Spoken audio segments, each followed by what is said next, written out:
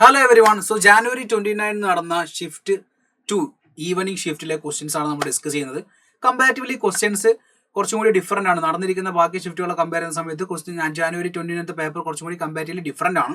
So നമുക്ക് ഓരോ ക്വസ്റ്റ്യൻസോടെ അതിന്റെ കോൺസെപ്റ്റ് ഏതൊക്കെ ചാപ്റ്റർ എന്നാണ് ഏതൊക്കെ ഏരിയാസ് എന്നാണ് വന്നിരിക്കുന്നത് മനസ്സിലാക്കി മൂവ് ചെയ്യാം. So move to first question. The difference of temperature in a material can convert heat energy to electrical energy. Heat energy electrical energyയുടെ ഫോമിലേക്ക് മാറ്റിയെടുക്കണം. To have the heat energy the material should have.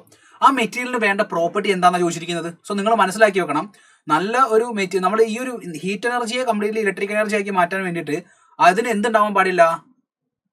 നിങ്ങൾ പറ, അതിന് എന്തുണ്ടാവാൻ പാടില്ല? അതിന് electrical thermal conductivity വളരെ കുറവായിരിക്കണം. Thermal conductivity low thermal conductivity ആയിരിക്കണം. വൈ? എന്തുകൊണ്ടാണ് ലോ തെർമൽ കണ്ടക്ടിവിറ്റി എന്ന് പറയുന്നത്? ലോ തെർമൽ കണ്ടക്ടിവിറ്റി എന്ന് പറയാനുള്ള കാരണം എന്താ? ലോ തെർമൽ കണ്ടക്ടിവിറ്റി എന്ന് പറയാനുള്ള ഒരു പോയിന്റ് എന്ന് പറഞ്ഞിരിക്കുന്നത് it's because to minimise heat loss. Heat loss കുറയ്ക്കണം. ആ ഹീറ്റ് ലോസ് കുറയ്ക്കണം. അത് മാത്രമല്ല and maximise the temperature difference across the material. Low thermal conductivity ആവുന്ന സമയത്താണ് ടെമ്പറേച്ചർ ഉണ്ടാകുന്ന ഡിഫറൻസ് ഇയാൾക്ക് മാക്സിമൈസ് ചെയ്യാൻ വേണ്ടി പറ്റുക, അതുപോലെ തന്നെ ഹീറ്റ് ലോസ് കുറയ്ക്കാൻ വേണ്ടി പറ്റുക. മാത്രമല്ല ഇലക്ട്രിക്കൽ എനർജി ആയിട്ട് മാറണമെങ്കിൽ അതിന് എന്തും കൂടി വേണം? അതിന്റെ സ്വഭാവം ഹൈ ഇലക്ട്രിക്കൽ കണ്ടക്ടിവിറ്റിയും കൂടി കാണിക്കണം.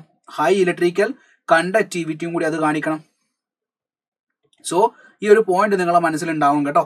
അതായത് ഹീറ്റ് എനർജിയെ ഇലക്ട്രിക് എനർജി ആക്കി മാറ്റണമെങ്കിൽ ആ material should possess low thermal conductivity and high electrical conductivity എന്നുള്ള സ്റ്റേറ്റ്മെന്റ് നിങ്ങളെ മനസ്സിൽ വേണം. So answer will be low thermal conductivity and high electrical conductivity എന്നുള്ള ഒരു പോയിന്റ് നിങ്ങളെ മനസ്സിൽ വേണം.